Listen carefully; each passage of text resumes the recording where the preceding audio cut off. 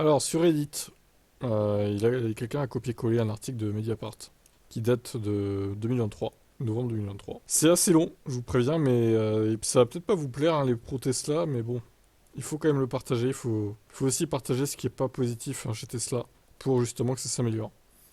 Donc, c'est parti, on lit. Derrière l'aura du géant de la voiture électrique et celle de son patron Elon Musk se cachent des conditions de travail toxiques. À Nantes, comme dans beaucoup d'autres sites français, certains salariés ont accepté de briser le silence pour médiacité. Nantes, en Loire-Atlantique.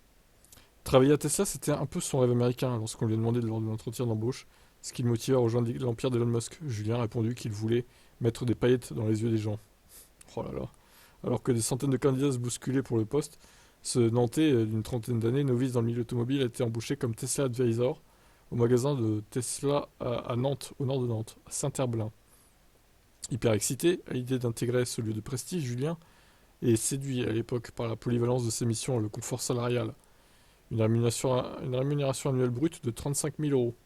À peine arrivé, il déchante, formé à l'arrache par des collègues dans le jus complet. Le jeune homme doit apprendre sur le tas. Mais il s'adapte vite, signe ses premières ventes et s'éclate dans son nouveau travail. Entre l'accueil des clients, des clientes, les essais, le lavage à la chaîne ou la livraison de ces onéreux véhicules électriques, un modèle Y coûte aujourd'hui 46 000 euros, il ne compte pas ses heures. En tant que commercial, son temps de travail est forfaitaire. Il doit travailler 218 jours par an. Et les choses se compliquent en juillet 2022, lorsque le grand patron Elon Musk annonce devoir supprimer 10% des effectifs. Le niveau de pression monte d'un cran, Julien, dont les performances sont davantage scrutées que celles d'autres commerciaux, ne tient plus. Placé en arrêt de travail, il commence par se sentir coupable de n'être pas assez fort mentalement pour supporter les exigences managériales liées aux ventes, de l'ordre parfois de 4 voitures vendues par semaine. Un psychologue du travail confirme son état d'anxiété. Il m'a fait énormément déculpabiliser, témoigne Julien, placé sous anxiolytique pendant des mois. J'ai pleuré comme rarement, l'environnement était trop toxique pour moi. Julien, dont le témoignage est corroboré par ceux d'un peu moins d'une dizaine de salariés, actuels ou passés, joints par médicité, obtiendra sa rupture conventionnelle les mois suivants. D'abord, persuadé d'être un cas isolé, il réalise que non. Dans les semaines qui suivent, 3 de ses collègues commerciaux, sur la vingtaine d'employés de la concession, demandent à leur tour de quitter le site tenté, dont 2 par rupture conventionnelle. Eh ben dis donc, ils sont broyés à Nantes là. Inauguré en 2017, le site n'est pas le seul concerné par des situations de mal-être au travail. Une source en interne évoque de gros soucis à Bordeaux, Mulhouse, Strasbourg, et des histoires qui se ressemblent.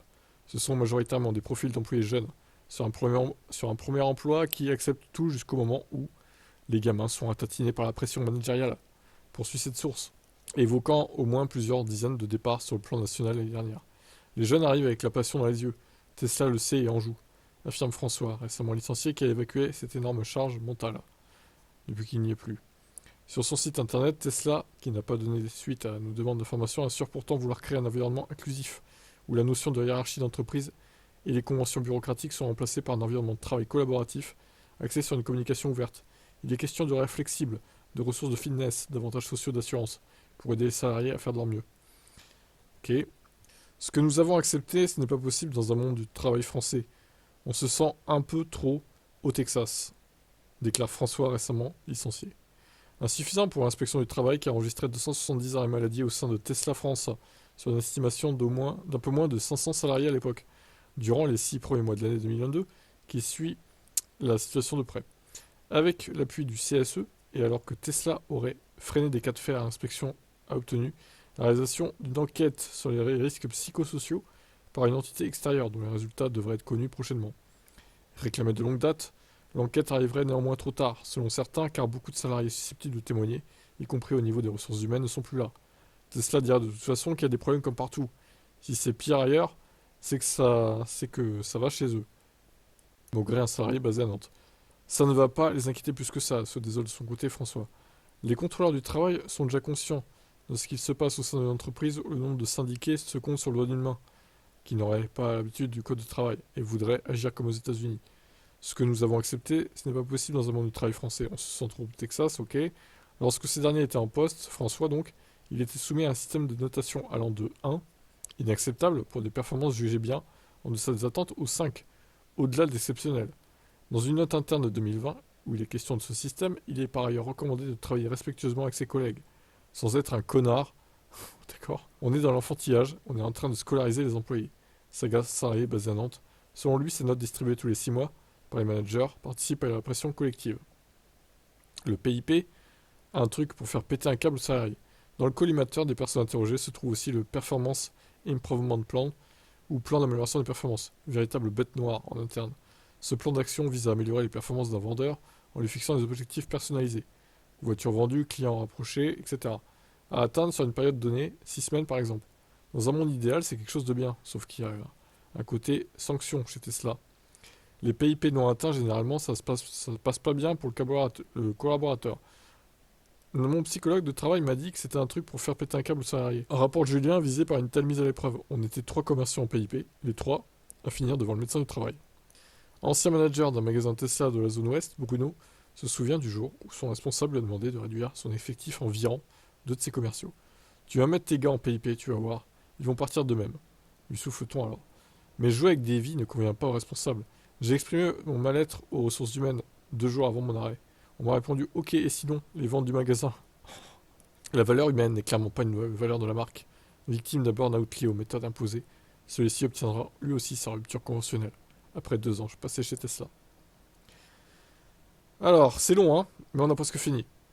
C'est intéressant, n'empêche, ces témoignages. Selon nos témoins, ce turnover n'inquiète pas les dirigeants, au contraire, ça les arrange bien. L'entreprise et son patron charismatique bénéficient d'une telle aura que les candidatures ne cessent d'affluer. Année après année, plus de 3,6 millions reçus en 2022 à l'échelle mondiale, un record.